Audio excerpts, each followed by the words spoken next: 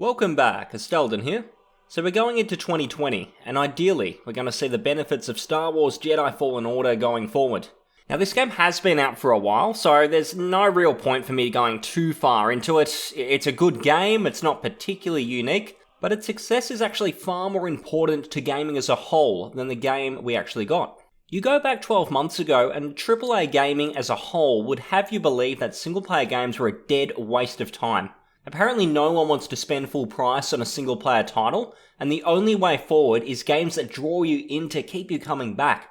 It's a narrative that people started to believe, but the industry conveniently leaves some of the real reasons out of their press releases. The truth is that a boring, mediocre game does not sell. Now keep in mind that marketing works. That's why Anthem did at least reasonably well, given it was a laborious waste of space, but it came off the back of a fraudulent tech demo masquerading as an actual game. Has this actually happened with a single player game in recent times? Antics like that? I don't think so. I mean, certainly not to that level. When I think of mediocrity, I think of Ubisoft, which is probably why they're regrouping and completely revamping their development efforts. Before that though, it'd be fair to say that they were the most high profile developer outside of Nintendo who were developing single player games. You look at Assassin's Creed, Far Cry, and whatever else. They were now the benchmarks for big single player titles, a dying breed.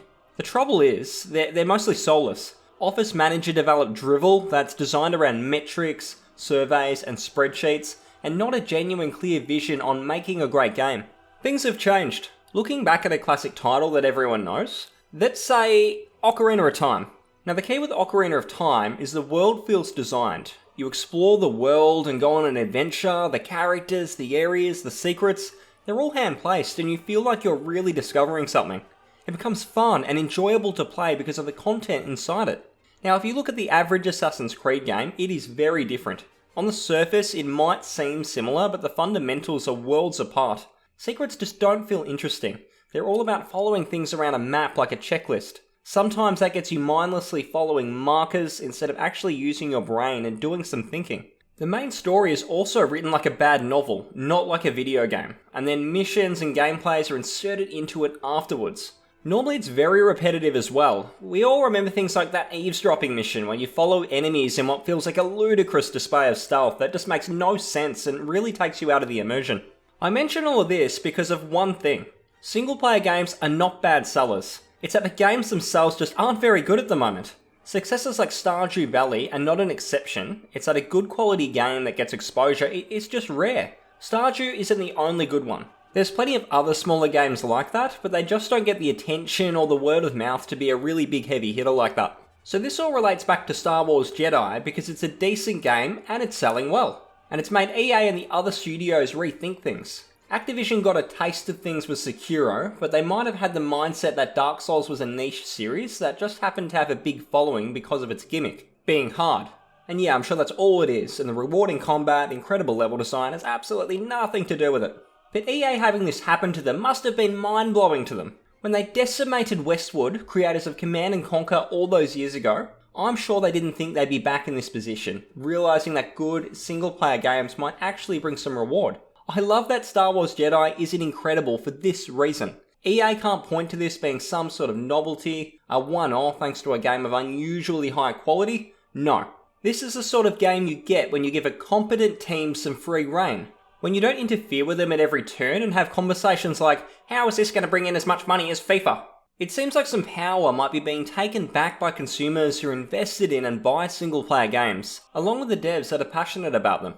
For far too long it has been about, how long can a game keep someone's attention, instead of, is this a great game? It's quantity over quality, and seeing it stop is probably the biggest highlight in gaming news I've seen in recent times. We're starting to see the effects of Fallen Order in upcoming releases as well. It wasn't too long ago that Torchlight 3 was in fact a live service-style Torchlight with all the usual nonsense. While they claim fan feedback was the reason for the change, I highly doubt it.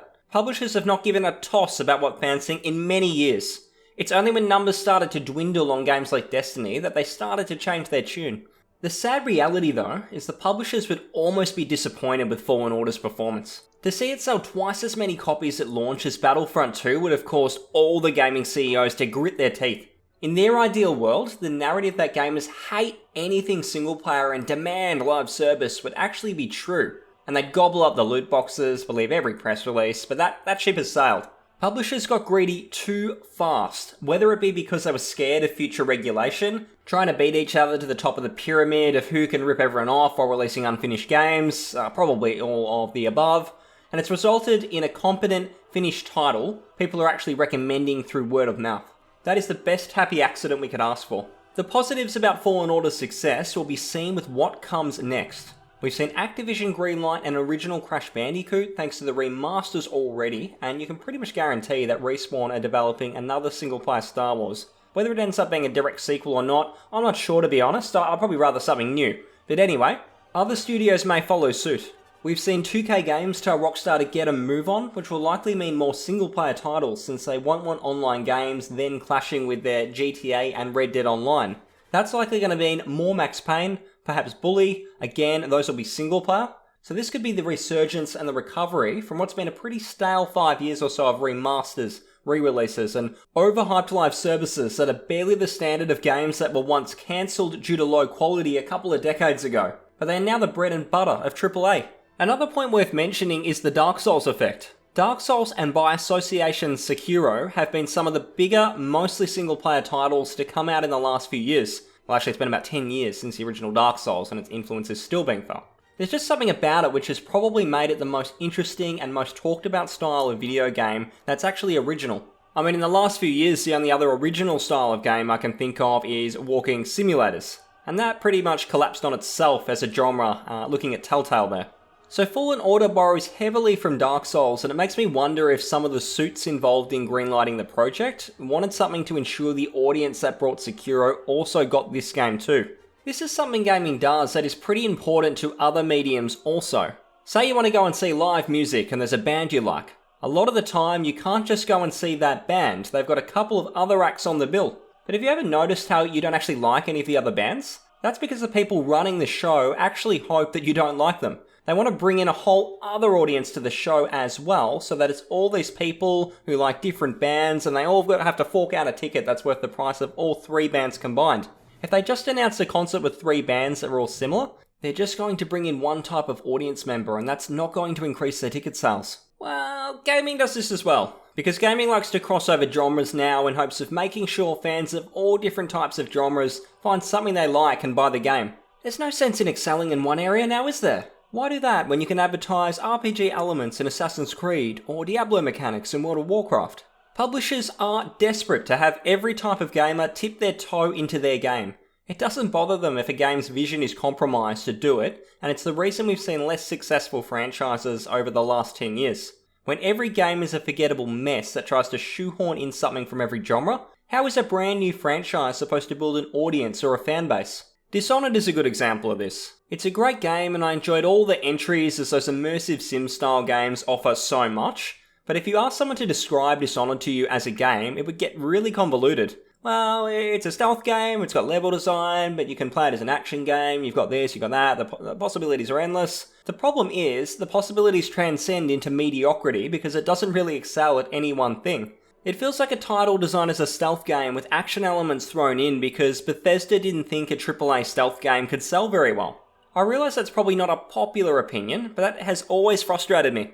Fallen Order thankfully doesn't try and chase too many carrots. It genuinely has an identity and a vision behind it. It's a story-based Star Wars game with action combat influenced by Dark Souls and gameplay influenced by Uncharted. That's a pretty safe, surefire hit if done well, and it was done well. It's now a series with potential, and people will actually be looking forward to what a sequel in the same vein can actually bring. That's just not the case for other series in recent times. You look at a game like Watch Dogs. Are people actually excited and pumped for what a sequel can bring? Most of the time I just see people talking about how hopefully the sequel can fix the problems of the last game. It's so rare in AAA gaming these days that a sequel is being made that's going to hopefully improve and expand on the former game's brilliance. It's all about fixing the problems and reaching the potential the first game should have done in the first place. Looking forward again, Doom Eternal is probably the next game to continue to test the single player is dead perception. The first game had a great lengthy campaign that was only really being held back by a DLC package focused on multiplayer components that people didn't really care too much about. Bethesda clearly put their eggs in the online basket when making the game, but ironically it was the single player that made the game blow up and be a big success. Eternal seems to be listening to that feedback. The campaign looks like it's designed around having more unique locations, level design, and a lot of the press so far has actually focused on the campaign. My main concern around it is that some of the trailers have pushed the multiplayer as well. I have no problem with some genuinely great multiplayer being in the Doom universe, but I do worry about the publisher's objective here. There's very much an us versus them vibe going on at the moment, where the publisher will look to push people into the multiplayer side of the game, because that's where the money is. That's where they can sell the skins, their cosmetics, they can rob people. If everyone is playing the campaign and disregarding the multiplayer, there's a whole lot of cash being left on the table, so publishers have a vested interest to ensure that people aren't solely invested in the campaign. I think the campaign will be well received. I think that's where the developer's passion actually lies, even if ZeniMax, the publisher, wishes to push them towards making multiplayer a focus. EA's Star Wars license has been a disaster, but if one positive in all of it can be Fallen Order and it forces AAA gaming back down a path of making a quality game first, and worrying about monetization after that, then I'll be content enough. I mean, simply based on their last 10 years of handling their IPs, it was always going to be a bit of a clown show, so to see at least one quality game come out of the Star Wars universe is probably a miracle, really. I'm really curious for what comes next. EA have mismanaged Command & Conquer, for example, since pretty much the day they bought and gutted developer Westwood Studios, so maybe there's an inkling of a chance that they look over the fence at Microsoft, see the great work they're doing with Age of Empires, and realise there's actually some money to be made. Some goodwill to be won back from Command fans. I mean, probably not. I mean, the mobile game was the ultimate way to bury your own grave, but you never know. You just never know. The best thing we can do as customers who enjoy single-player titles is to keep supporting the good ones. Avoid buying into the hype of games with roadmaps that lead into an empty well, and not letting games media or publishers convince us that online is automatically cool because they say so. It's all about conditioning customers into buying into their cash stores and window dressing. Times are changing though. Fallen Order is the first in what might be a big bunch of single-player titles that publishers are forced to make back the money they lost on games like Anthem and Ghost Recon Breakpoint. 2020 should be an interesting year and shake up what feels like a few years of stagnation in a lot of areas. Thanks guys, and I'll see you again.